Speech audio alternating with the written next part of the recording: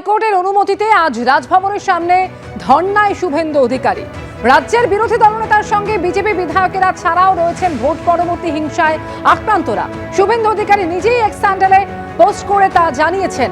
এবং আপনারা জানেন যে পুলিশের কাছে প্রথমে আবেদন করা হয়েছিল, পুলিশ অনুমতি না দেওয়ায় আদালতের দ্বারস্থ হন শুভেন্দু অধিকারী এবং হাইকোর্টে সেই অনুমতি মতোই রাজভবনের সামনে ধর্নায় বসেছেন শুভেন্দু অধিকারী, যেখানে বিজেপি বিধায়ক থেকে শুরু করে অন্যান্য বিজেপি নেতৃত্ব এবং ভোট পরবর্তী হিংসায় আক্রান্তরা উপস্থিত রয়েছেন। আজ সকাল 10টা থেকে দুপুর 2টো পর্যন্ত রাজভবনের সামনে চলবে শুভেন্দু অধিকারীর এই ধর্ণা অবস্থান কর্মসূচি। শিবাশিস মৌলিক সরাসরি কথা বলবো, আমাদের প্রতিনিধি রয়েছেন এই মুহূর্তে আমাদের সঙ্গে। শিবাশিস, শুভেন্দু অধিকারী কিছুক্ষণ আগেই ধর্ণা কর্মসূচিতে পৌঁছে গিয়েছেন, অন্যান্য বিজেপি নেতৃত্ব এবং ভোট পরবর্তী হিংসায় আক্রান্তরা রয়েছেন। কিভাবে চলছে এই মুহূর্তে ধর্ণা কর্মসূচি? দেখো, শুরুতেই বলে রাখি, আদালতের অনুমতিক্রমে বিজেপির যে ধর্ণা কর্মসূচি রাজভবনের সামনে চলছে তা সকাল 10টা থেকে বেলা 2টো পর্যন্ত চলার কথা।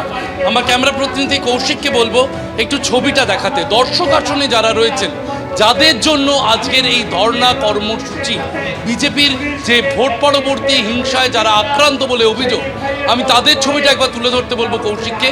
এবং এই যারা দর্শক আসনে রয়েছেন তাদেরই কয়েকজনকে প্রতীকীভাবে কিন্তু মঞ্চে নিয়ে যাওয়া হয়েছে, যে মঞ্চে রয়েছেন শুভেন্দু অধিকারী। এবং কৌশিককে বলবো একটু মঞ্চে শুভেন্দু অধিকারীর পাশে যারা রয়েছেন সেই ছবিটাও তুলে ধরতে।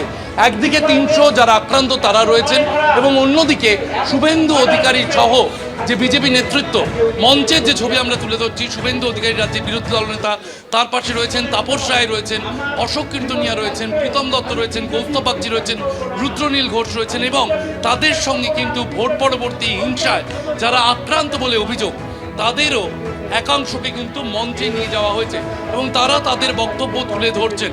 সেই ছবি আমরা দেখতে পাচ্ছি। এর পাশাপাশি যারা উপস্থিত রয়েছেন, যারা বিভিন্ন জায়গা থেকে ছুটে এসেছেন, আমি তাদের সাথেও একটু কথা বলার চেষ্টা করব। কোথা থেকে এসেছেন? সন্দেশখালী বিধানসভা। সন্দেশখালী বিধানসভা থেকে। সন্দেশখালী ভোটের আগে আমরা দেখেছিলাম সন্দেশখালী নিয়ে নানান মহলে আলোচনা হচ্ছিল, সেই জায়গায় ভোটের পরে সন্দেশখালী চুপ। এখনও নানা রকম সন্ত্রাস চলছে। আর যে জমিগুলো ফেরত দেওয়ার কথা ছিল, ফেরত কিছু হয়নি ওইভাবে আমাদের উপরে, মানে সে জমি ফেরতই হয়নি। জমি আইনত যে ফেরত হওয়ার কথা সেটা হয়নি। এখনও মানুষের উপরে মানে সেই জমি আবার তারা আবার তারা কেড়ে নিচ্ছে। এর কারণে বিজেপির যা অভিযোগ, বিজেপিকে ভোট দেওয়ার জন্য আপনাদের কাউকে বাড়ি ছাড়া করা হয়েছে আপনাদের এলাকার। হ্যাঁ, বাড়ি ছাড়া করা হয়েছে, অনেকে বাড়ি ছাড়া করেছে। আমরা কথা বলছিলাম একাধিক কর্মীর সঙ্গে এবং যে ছবি আমাদের ক্যামেরা প্রতিনিধি তুলে ধরছেন, শুভেন্দু অধিকারী তিনি মঞ্চে রয়েছেন। 11:15 নাগাদ তিনি এখানে এসেছেন এবং বেলা 2টো পর্যন্ত শুভেন্দু অধিকারী থাকবেন। এই ধর্ণা কর্মসূচি চলবে এমনটাই কিন্তু বিজেপি সূত্রে জানা যাচ্ছে। ধন্যবাদ শিবাশিস।